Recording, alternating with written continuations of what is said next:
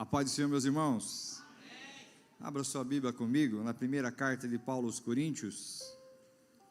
Primeira carta de Paulo aos Coríntios, capítulo de número 15. Nós vamos ler algumas partes, vamos comentar algumas partes, depois lemos mais algumas e vamos, durante o tempo que nos foi dado, compartilhando a palavra do Senhor Jesus. Enquanto você localiza, 1 aos Coríntios capítulo 15, eu louvo a Deus por estar aqui juntamente com a minha esposa, a irmã Gilvana. Louvamos a Deus pela calorosa saudação que nós pudemos compartilhar, pela recepção, pela vida do pastor Júnior, Juninho, né? Toda a sua casa. Júlio, eu olho para o senhor, pastor Júlio, e lembro do pastor Manuel Veiga. Não sei se o senhor chegou a conhecer, ele é bem mais velho que o senhor, já partiu, já está com o senhor. Mas ele foi pastor presidente na região do meio oeste de Santa Catarina, em Joaçaba, e tem muito a sua fisionomia. Pastor Manuel Veiga me trouxe a lembrança. Pastor Júlio, pastor Davi, né, que é nosso amigo, e como toda a igreja do Senhor, todos os obreiros aqui da casa do Senhor Jesus. Sou muito feliz de poder voltar aqui no céu, depois de um bom tempo, né, para que nós pudéssemos compartilhar desse momento juntos. Eu quero ler com os irmãos a partir do verso de número 1, depois os irmãos sentam, nós vamos até o verso de número 19. Irmãos, venho lembrar-vos o evangelho que vos anunciei, o qual recebestes e no qual ainda perseverais. Por ele também sois salvos, se retiverdes a palavra tal como vô-la preguei, a menos que tenha escrito em vão. Antes de tudo, vos entreguei o que também recebi, que Cristo morreu pelos nossos pecados, segundo as Escrituras, e que foi sepultado e ressuscitou ao terceiro dia, segundo as Escrituras, e apareceu a Cefas e depois aos 12, e depois foi visto por mais de 500 irmãos, de uma só vez, dos quais a maioria sobrevive até agora, porém alguns já dormem.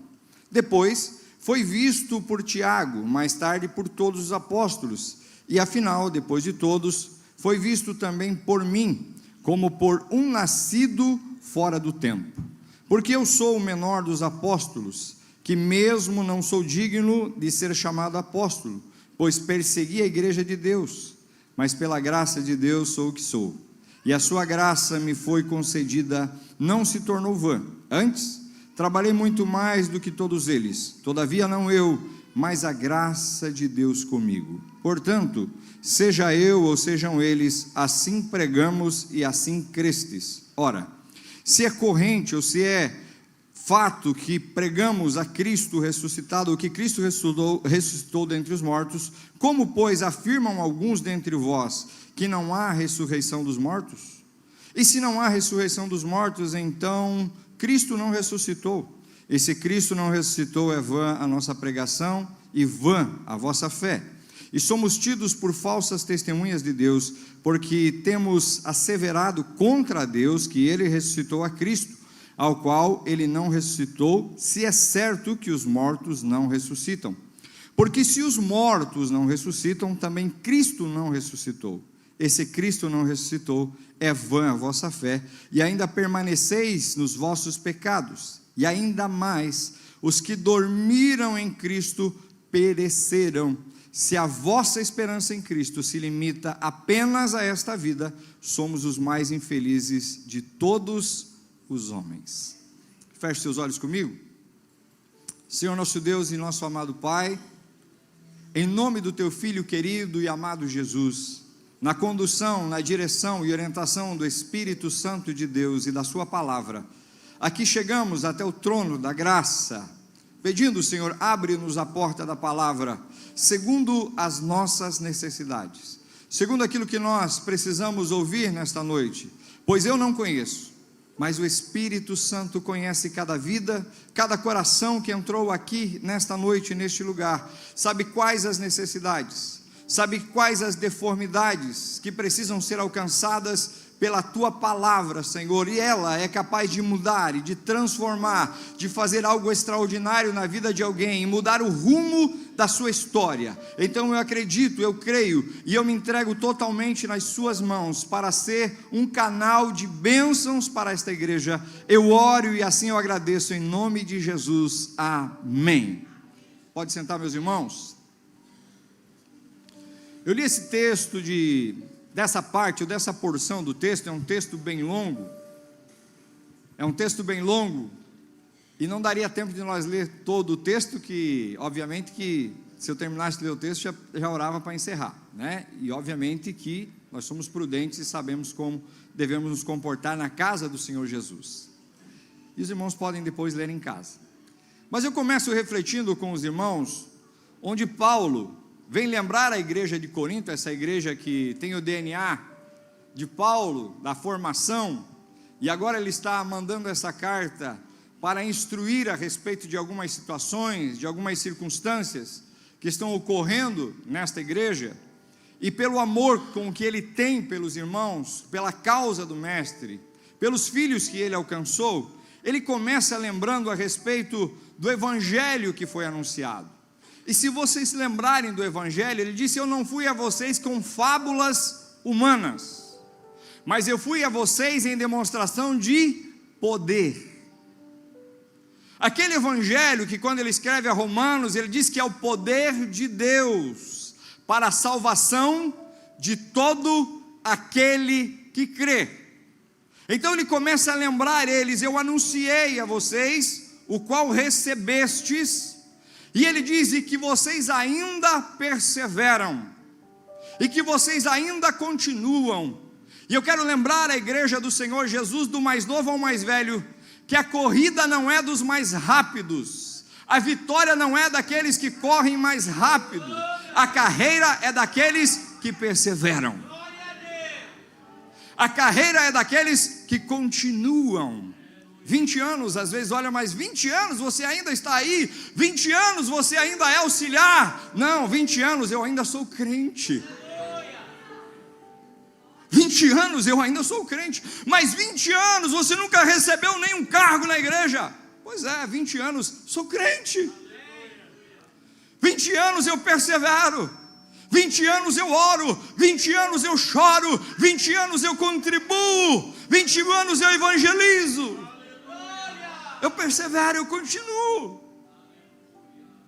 Eu não tenho nada contra, mas às vezes a gente precisa pegar alguns, e até o próprio Deus fazia com Paulo. Paulo muitas vezes queria correr para cá, correr para lá, queria ir para Bitínia, queria ir para... O Senhor dizia: não, peraí, Paulo, calma lá, para, Paulo, para. Se até Paulo Deus tinha que parar, meus irmãos. Às vezes chega alguém correndo tudo, e às vezes, com todo respeito, quer passar na frente do pastor, e pastor, mas se o senhor fizesse isso, aquilo, e se pintasse, e se fizesse, e que bordasse, o pastor só diz para ele: calma, meu filho, você está chegando agora, a carreira ainda é longa. E Paulo está falando a respeito do evangelho que vocês recebestes, no qual ainda perseverais, por ele também sois salvos. Você quer melhor título do que esse enquanto viver aqui nessa terra? Não tem título mais glorioso para mim, não tem título mais glorioso para você. No mundo hoje nós ouvimos tantas brigas: apóstolos, vice-deus, bispo, entidade, autoridade, blá blá blá. Mas eu queria que você estivesse satisfeito ao ser chamado de salvo. Não tem título maior do que esse para um ser humano, porque você recebeu um selo, você recebeu um penhor, você recebeu um carimbo, você recebeu um registro, uma nova certidão de nascimento. Você foi declarado filho de Deus. Você quer melhor coisa do que essa? Você quer melhor coisa do que essa? Salvo. As pessoas ficam preocupadas às vezes em querer dizer: olha, eu queria dizer alguma coisa, mas eu acho que eu não sou nada lá na igreja. Nada? Você é um membro do corpo de Cristo e você diz que não é nada? Você que diz que não é nada, eu falo para você nesta noite: ser membro do corpo de Cristo para você não é nada? Ter o nome escrito no livro da vida para você não é nada? Ser chamado de salvo para você não é nada? Aí Paulo diz assim: se retiverdes a palavra tal como vou-la preguei, ou seja, não prostituam a palavra, não distorçam a palavra, não adequem a palavra à maneira que vocês querem viver, mas fiquem na palavra da maneira que eu preguei, da maneira que eu ensinei, da maneira que eu gastei a minha vida e os meus recursos financeiros para que o evangelho chegasse até vocês. Permaneçam nele da forma que eu preguei. E aí ele diz assim: a menos que vocês tenham crido em vão. Aqueles que creem em vão é aqueles que não permanecem, é aqueles que não ficam, é aqueles que distorcem, aqueles que querem que o evangelho se adeque a ele, ao seu estilo de vida. Ele quer um evangelho gourmetizado. Ele quer chegar na igreja como chega num restaurante e dizer: eu quero esse evangelho, eu quero essa pregação, eu quero esse pregador, eu quero esse hino, eu quero esse cantor, eu quero... Eu sinto muito, meu filho, eu sinto muito, mas você está crendo em vão, porque o evangelho não vai se adequar a você. O evangelho, ele vem para transformar você. O evangelho vem para transformar a sua vida, ele vem para mudar o seu caráter, ele vem para remover as suas deformidades. Antes de tudo, verso 3: vos entreguei o que também recebi. E o que nós entregamos para a igreja do Senhor como ministros de Deus? Nós entregamos o que também recebemos. Nós recebemos um evangelho puro, transformador, renovador, o evangelho poderoso, que é capaz de arrancar um homem e uma mulher da sarjeta, das drogas, da prostituição, e colocar ela sentada com os príncipes. É capaz de alcançar alguém que está com um copo de veneno na boca, um copo de veneno pronto para tomar, e mudar o rumo da sua história. Que Cristo morreu pelos nossos pecados. Eu queria convidar a você a lembrar por que Cristo morreu. Ele morreu porque nós somos ruins. Ele morreu porque nós somos pecadores. Ele morreu porque nós jamais conseguiríamos achar o alvo. Ele morreu porque jamais nós conseguiríamos achar Deus. Ele morreu porque jamais nós teríamos esperança de vida eterna. Ele está dizendo que Cristo morreu pelos nossos pecados segundo as Escrituras. E quando ele se refere às Escrituras aqui, ele está se referindo de Gênesis a Malaquias, segundo o que estava escrito. Que foi sepultado e ressuscitou ao terceiro dia, segundo as Escrituras, e apareceu. Esse evento da ressurreição, se ressuscitou, tem que ter morrido.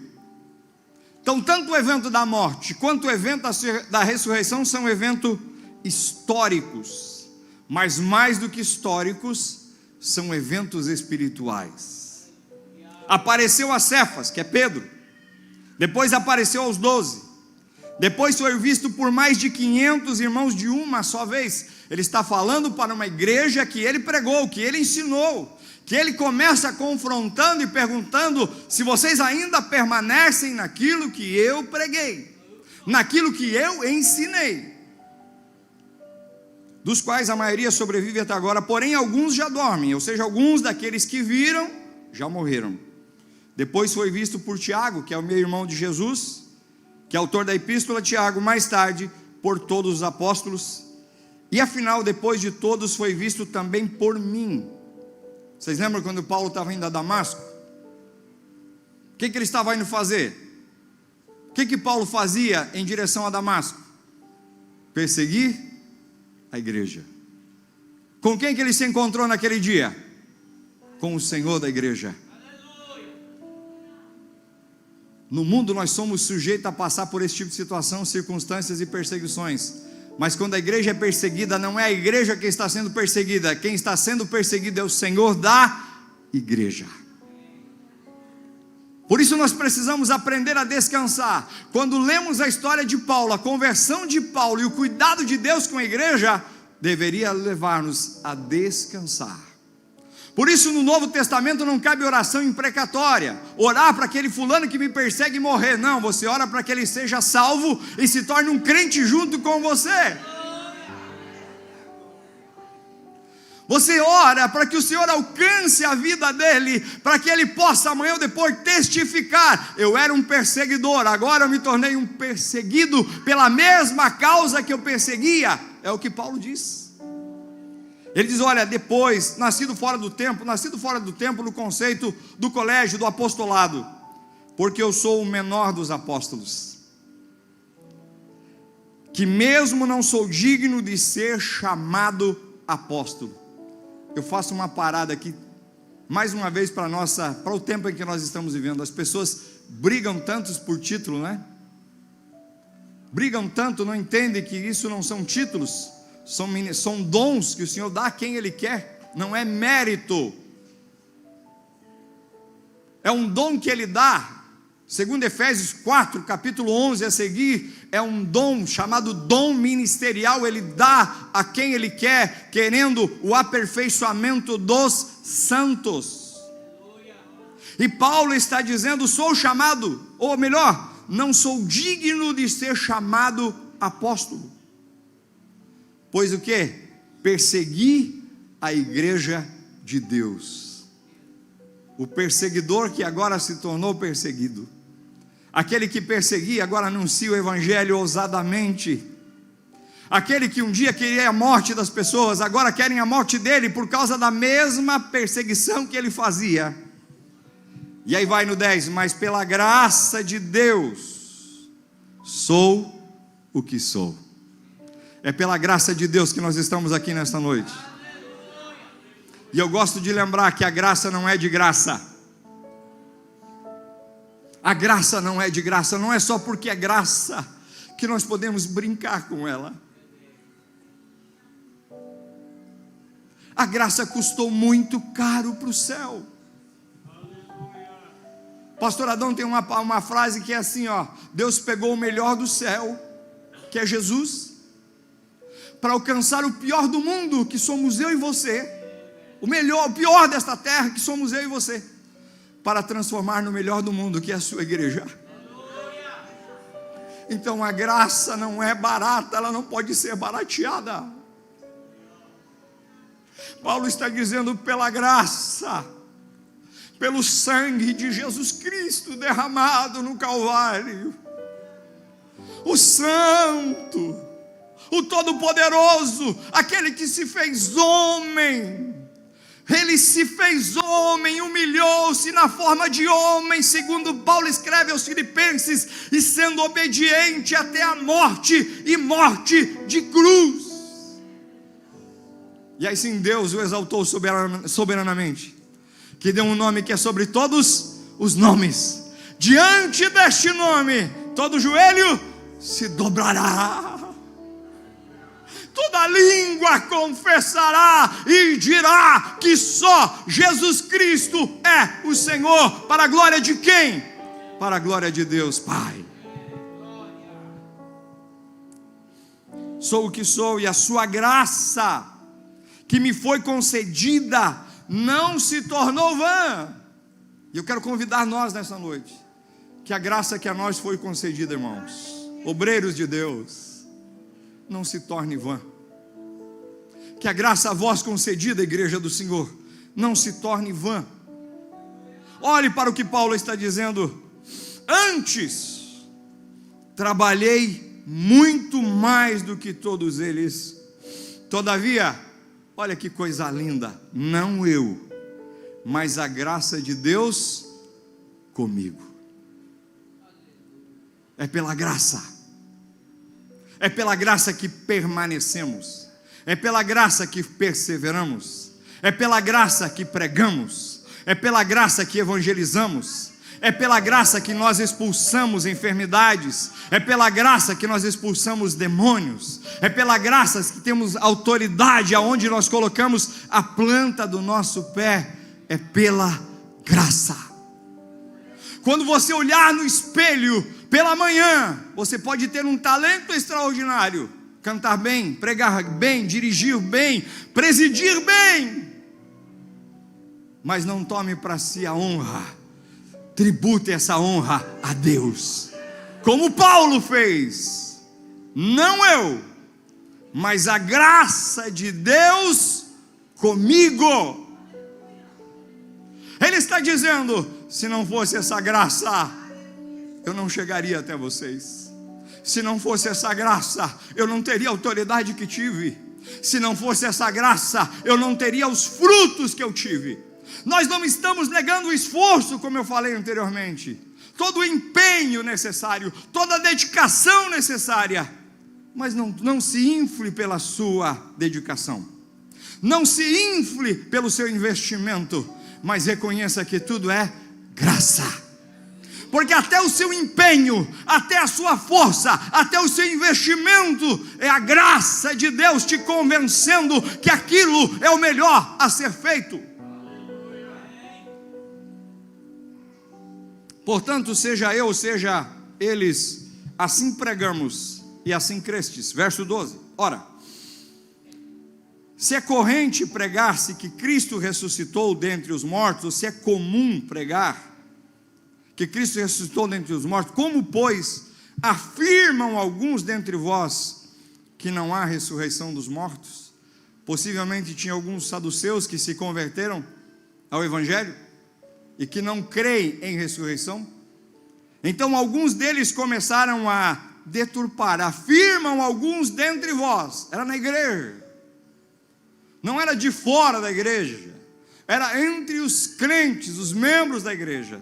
Afirmam alguns dentre vós que não há ressurreição dos mortos. E aí o verso 13 diz: e se não há ressurreição dos mortos, então Cristo não ressuscitou. E se Cristo não ressuscitou, é vã a vossa ou a nossa pregação. Paulo está levando essa igreja a uma reflexão, e ao mundo nós precisamos levar esta reflexão. O mundo precisa saber que você crê na morte e ressurreição de Cristo. O mundo precisa saber, por isso nós participamos da ceia. Quando nós participamos da ceia, nós estamos reconhecendo que Ele se fez homem e habitou entre nós. E quando nós participamos, nós temos a memória, a sua carne e o seu sangue. Nós temos a memória, o seu sacrifício na cruz. E nós temos a memória, a sua ressurreição. E nós temos na memória a promessa da sua vinda. Paulo está dizendo: se Cristo não ressuscitou, é vã a nossa pregação e vã a vossa fé. Ele está confrontando essa parte dos irmãos da igreja de Corinto que não creem em ressurreição. Ele está dizendo: gente, se não há ressurreição, então Cristo não ressuscitou. E se Cristo não ressuscitou, a nossa pregação é vã. E se a minha pregação é vã, a nossa, seja minha ou seja dos apóstolos, dos outros, é vã a vossa fé. E somos tidos por falsas testemunhas de Deus. Olha o que ele está dizendo. Nós somos como falsas testemunhas, ou seja, nós estamos pregando em nome de Deus uma coisa que não aconteceu.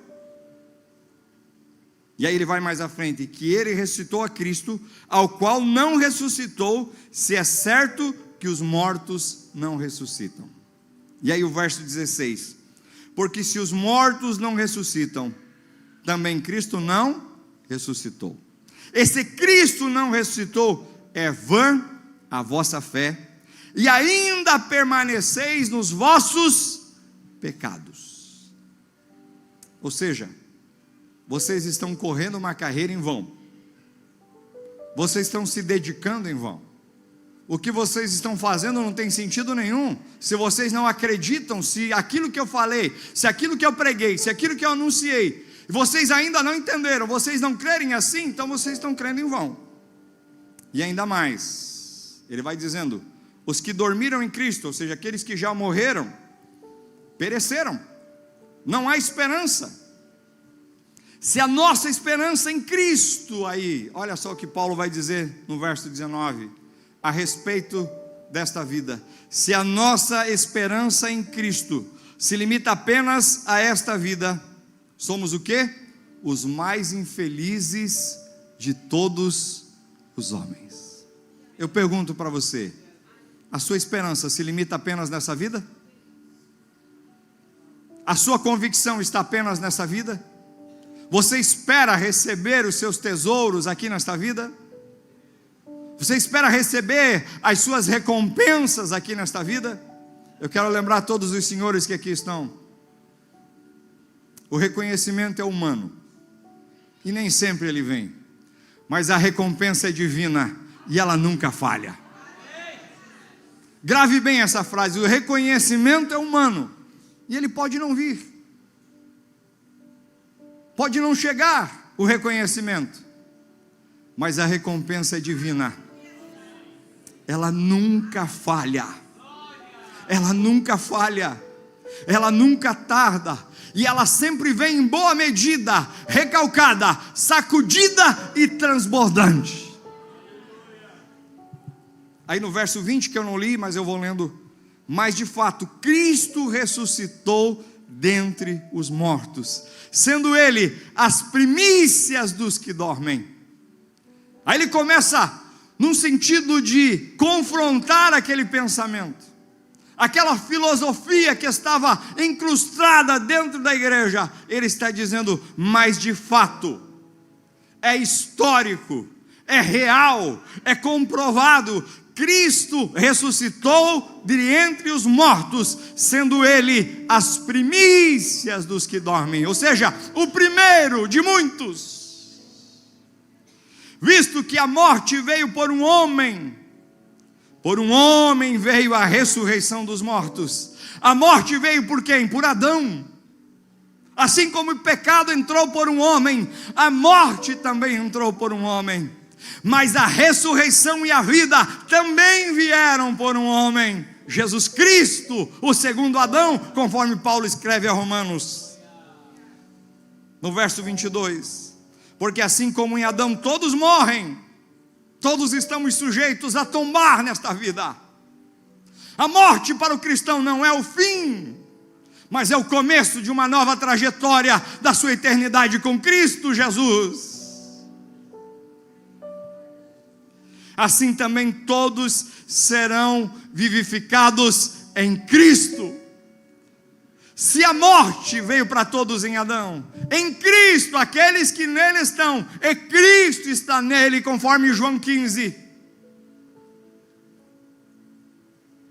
Então nós seremos vivificados.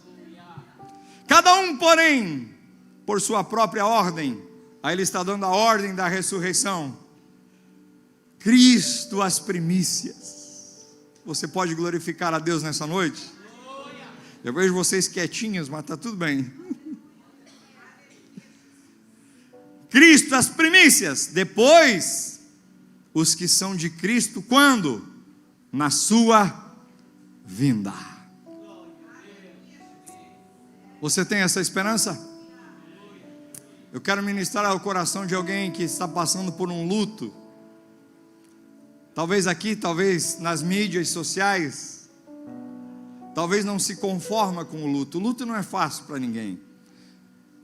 Às vezes quando um pai enterra um filho adolescente, um filho jovem, um filho ainda criança, é duro demais.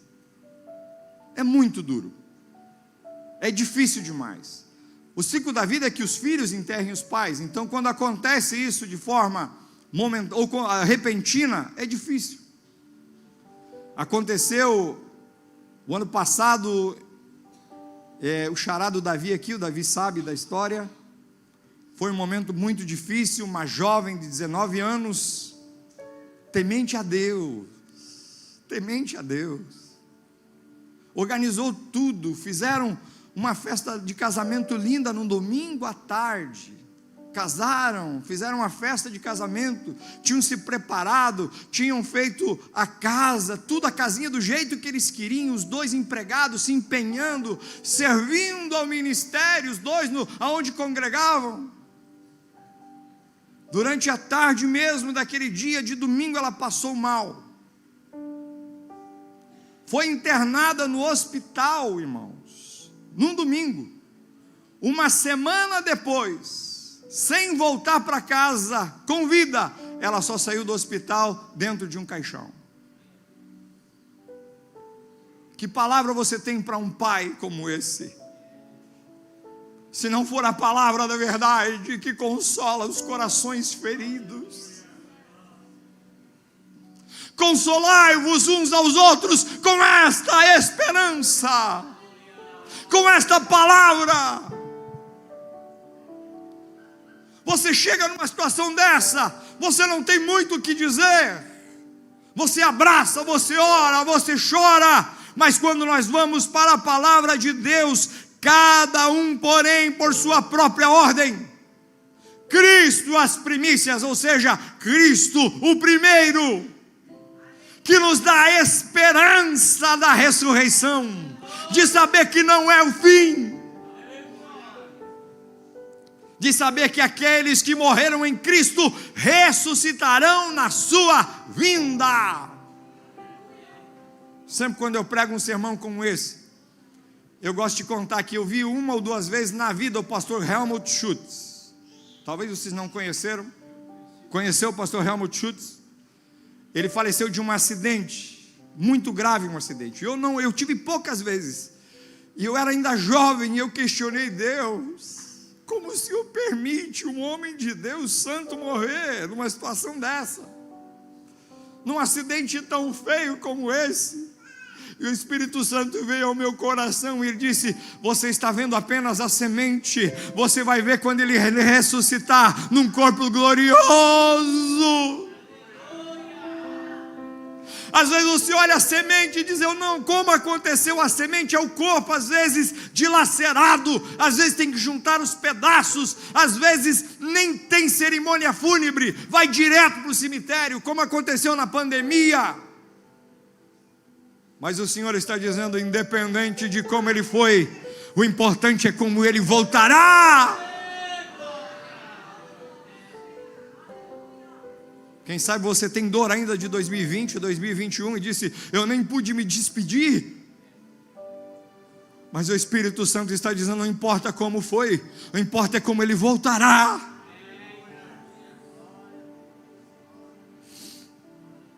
E então virá o fim quando ele entregar a Deus e o Pai, quando houver destruído todo o principado, bem como toda a potestade e poder. Verso de número 30 agora.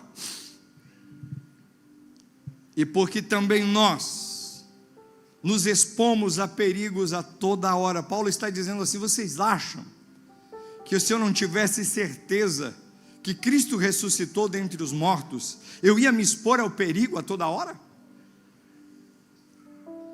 Porque existia uma teoria, mais do que uma, mas algumas teorias. Uma delas é que os próprios discípulos haviam escondido o corpo de Jesus.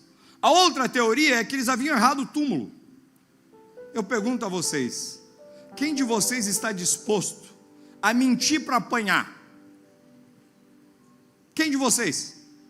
Na verdade a gente mente para não apanhar, não é assim? Não para apanhar. Vou mentir para minha mãe para me apanhar hoje. Vou chegar em casa e vou mentir para a mãe vai me bater. Quem faria isso? As pessoas mentem porque elas querem esconder suas deformidades. Elas não mentem porque é o contrário, porque elas querem apanhar. Na verdade elas querem esconder. Paulo está dizendo: gente, vocês acham que se eu não tivesse convicção daquilo que eu estou falando, eu ia me expor a perigo a toda hora? Vocês acham que os apóstolos, vocês acham que os 120 crentes que estavam reunidos no dia de Pentecostes, vocês acham que aqueles mais de 3.000, quase 5.000 depois, que foram perseguidos, espalhados por todo o mundo, vocês acham que eles continuariam anunciando o Evangelho se eles não tivessem certeza e convicção da ressurreição de Cristo? Eu e você precisamos ter essa convicção. Não importa o tamanho da luta, o tamanho da dificuldade, o tamanho da pressão que o mundo exerce sobre você e eu, nós precisamos ter a convicção de que Cristo ressuscitou de entre os mortos. Eu protesto, irmãos, ele diz: pela glória que tenho em vós outros, em Cristo Jesus nosso Senhor, se como homem lutei em Éfeso com feras, que me aproveita isso? Se os mortos não ressuscitam, comamos e bebamos, que amanhã morreremos. Não vos enganeis, as más conversações corrompem os bons costumes.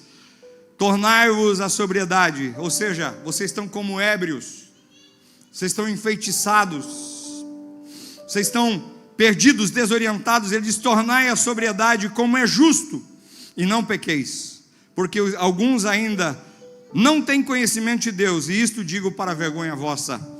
Eu convido os irmãos para estarem em pé, e eu vou concluir lendo a partir do verso de número 50.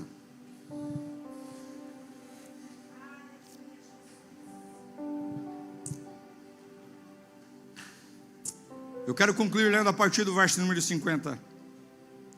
Isto afirma, irmãos, que a carne e o sangue não podem herdar o reino de Deus, nem a corrupção herdar a incorrupção.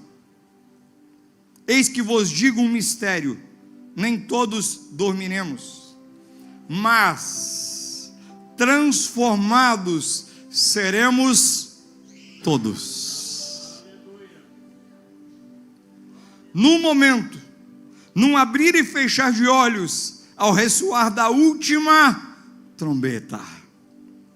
A trombeta soará, os mortos ressuscitarão incorruptíveis, e nós, aqueles que estiverem vivos por ocasião do arrebatamento, Paulo diz, seremos transformados.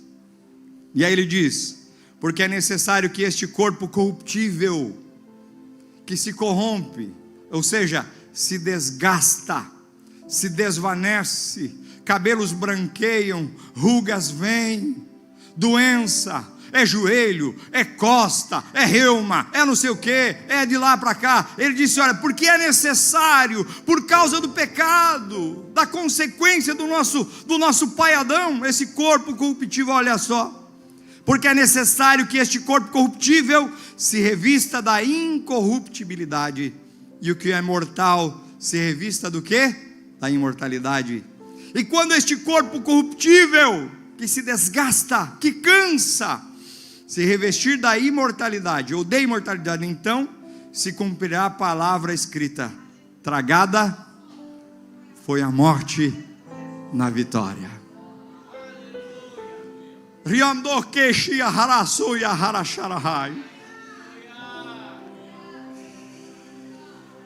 Onde está a morte, a tua vitória? Onde está a morte, o teu aguilhão? O aguilhão da morte é o pecado, e a força do pecado é a lei. Graças a Deus que nos dá vitória por intermédio de nosso Senhor e Salvador Jesus Cristo.